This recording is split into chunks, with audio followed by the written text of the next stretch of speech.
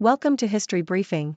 The content of the briefing includes: autumn reading is here. Trump's New York civil fraud trial rolls on after an appeals judge declines to halt it. Indiana school says it'll continue to use N-word in history lessons. Texas versus Oklahoma burns on the field almost as much as in memory. New Zealand Matrix fan film becomes oldest active torrent in the world. Autumn reading is here. Wall Street Journal.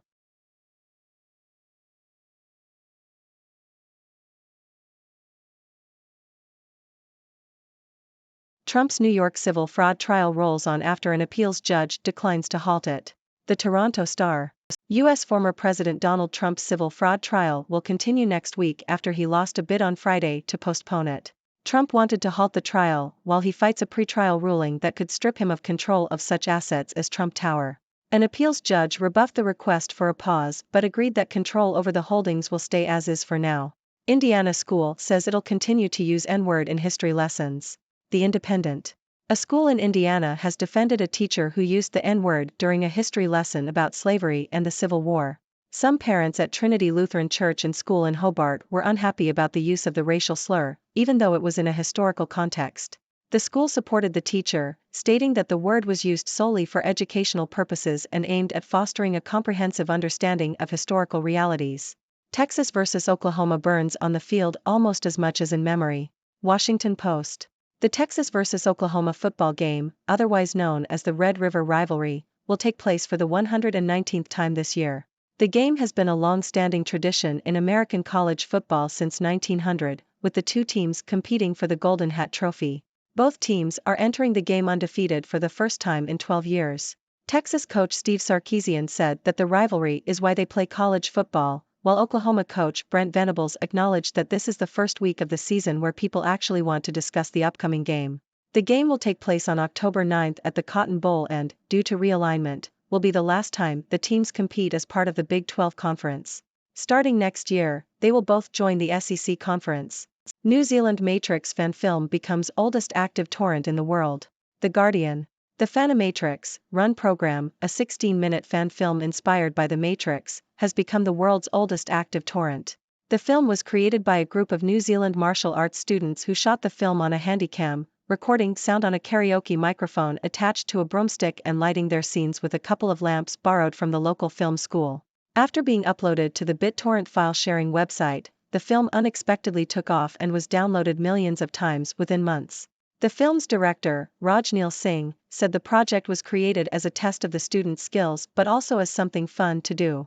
I think there's a little bit of historical novelty there, it's so cheap, so grimy and people get a bit of enjoyment out of it because those basic elements are done relatively well, Singh said.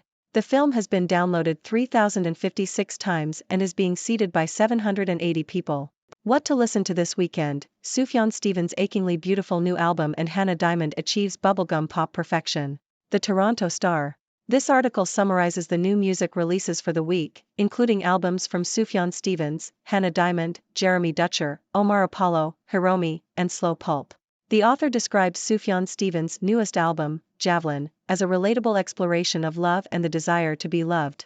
The album blends experimental elements with harmonies and features a tribute to Stevens' late partner. Hannah Diamond's Perfect Picture is described as her best album yet and a swan song for PC music. The author praises Diamond's exaggerated bubble gum sound and the unique details in each track. Jeremy Dutcher's Mot Woolanawak blends Wulastiki and English lyrics and combines neoclassical arrangements with classical pop music and art rock. Omar Apollo's Live For Me EP is likened to the music of Frank Ocean, but with a more earnest approach. The author highlights the standout track Angel, which tells the story of a man in the grips of opioid addiction. Slow Pulp's sophomore album, Yard, is described as a satisfying dose of Midwest indie rock, with the opening track, Gone 2 capturing the universal fear of rejection. Hiromi's new album, Sonic Wonderland, is recommended for jazz enthusiasts, with the title track standing out as a jazz-funk odyssey. The article also mentions other new releases and upcoming concerts in Toronto. For decades, passers-by would peer into Nicola's shop. Nobody knew the real story behind the iconic Milk Bar. The Sydney Morning Herald. The mysterious owner of a fading Art Deco cafe in Sydney, known as the Milkshake Man, has been revealed to have had a fascinating life. Nicholas Faucheux died at age 86, after refusing to leave the Olympia Milk Bar, which he owned, even when authorities ordered its closure due to its deteriorating condition. Foshu and his older brother John left Greece for Australia in 1949 and purchased the milk bar in the late 1950s. Foshu's cousin, Glenn, supported him for nearly 30 years, and his daughter Vicky is now calling for Foshu to be remembered for his life, rather than as a shadowy figure in a ghost milk bar. Foshu had refused offers from developers to purchase the Olympia, and the property was finally sold in August 2020 for just under $1 million Australian dollars, $713,000. Why many Americans celebrate Indigenous Peoples Day. The Independent. Indigenous Peoples Day is a holiday in the United States that was created as an alternative to Columbus Day, which celebrates Christopher Columbus's arrival in the Americas. Many states and cities have chosen to rename the holiday to acknowledge the indigenous communities that were already living in the Americas before Columbus arrived. Columbus has become a controversial figure due to his treatment of indigenous people, including enslavement and violence. Indigenous Peoples Day is celebrated across the U.S. and aims to raise awareness of discrimination against indigenous people and their disproportionate vulnerability to climate change and gender violence. Harry and Meghan to make first visit to New York since car chase. The Independent.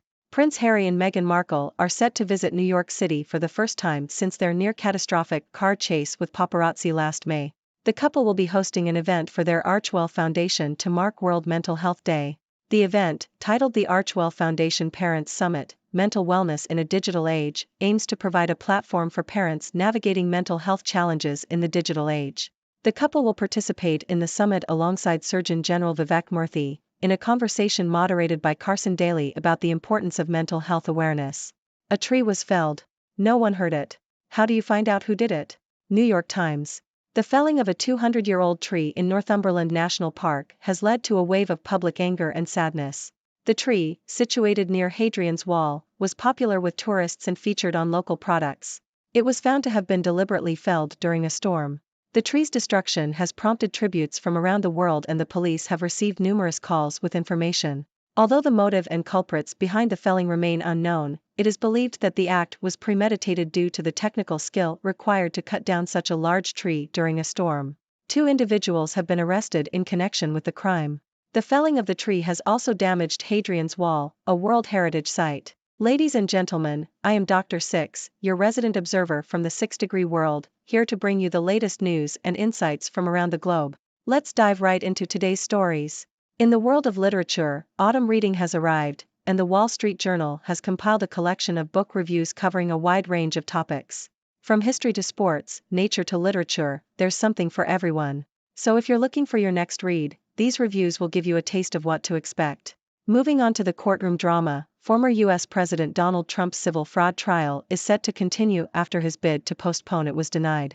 Trump is fighting to maintain control over his assets, including Trump Tower, and while the trial will proceed, control over his holdings will remain as is for now. It looks like the legal battle is far from over for the former president. In a controversial move, a school in Indiana has defended a teacher's use of the N-word during a history lesson about slavery and the Civil War. While some parents were unhappy about the use of the racial slur, the school supported the teacher, stating that it was used solely for educational purposes. It's a delicate balancing act when it comes to teaching history, and this incident raises important questions about how we approach such sensitive topics. On to sports, the Texas vs. Oklahoma football game, also known as the Red River Rivalry, is set to take place for the 119th time. Both teams are entering the game undefeated for the first time in 12 years, and the rivalry is heating up. It will be the last time the teams compete as part of the Big 12 Conference before moving on to the SEC Conference. So get ready for some intense football action. In the world of film, a 16-minute fan film inspired by The Matrix has become the oldest active torrent in the world. Created by a group of New Zealand martial arts students on a shoestring budget, the film unexpectedly gained popularity and was downloaded millions of times. It just goes to show that sometimes, even with limited resources, you can create something that captures people's imaginations. Shifting gears to music, this week brings a variety of new releases, from Sufjan Stevens' relatable exploration of love to Hannah Diamond's bubblegum pop perfection. Jeremy Dutcher blends languages and genres, Omar Apollo tells a powerful story, Slow Pulp delivers Midwest indie rock, and Hiromi takes us on a jazz-funk odyssey. So whether you're a fan of experimental sounds or prefer more traditional jazz, there's something for everyone's ears. And now, a tale of a fading Art Deco cafe in Sydney and its mysterious owner, known as the Milkshake Man. Nicholas Foshu, who passed away at the age of 86, refused to leave the Olympia milk bar, even when authorities ordered its closure. With a fascinating life story that began in Greece and continued in Australia, Foshu's legacy is now being remembered by his daughter as more than just a shadowy figure in a ghost milk bar.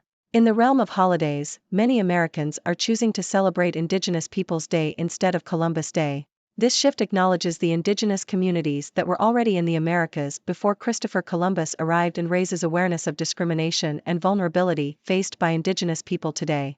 It's a step towards recognizing the true history and honoring those who came before us. Lastly, Prince Harry and Meghan Markle are set to visit New York City for the first time since their infamous car chase with paparazzi. They will be hosting an event for their Archwell Foundation, focusing on mental health awareness for parents in the digital age. It's an important conversation in an increasingly connected world, and their summit aims to provide support and awareness for those navigating these challenges. And there you have it, folks. The latest news and stories from around the world. Remember, your thoughts and opinions matter, so let's open the floor for discussion. What are your thoughts? Do you have any burning questions? Let's dive into the conversation. Thank you for tuning in. The content above showcases the latest briefing reports and analytical synopses, thoughtfully curated by the 6Do team. These insights stem from a wide array of reputable media outlets, think tanks, government sources, and specialized experts worldwide. We encourage you to explore these sources for a comprehensive perspective. Keep in mind that while the content may not always align with the official standpoint of 6Do Brief, it's not meant to be taken as absolute directives for decision-making. Comprising seasoned media professionals, learned scholars, and accomplished scientists, the 6Do team embodies a trailblazing, fully independent media entity. To customize 6Do Brief to meet your professional needs, you have the option to subscribe to a diverse array of briefings on our website, 6dobrief.com. Regardless of your location, you can conveniently receive 6Do Brief via email.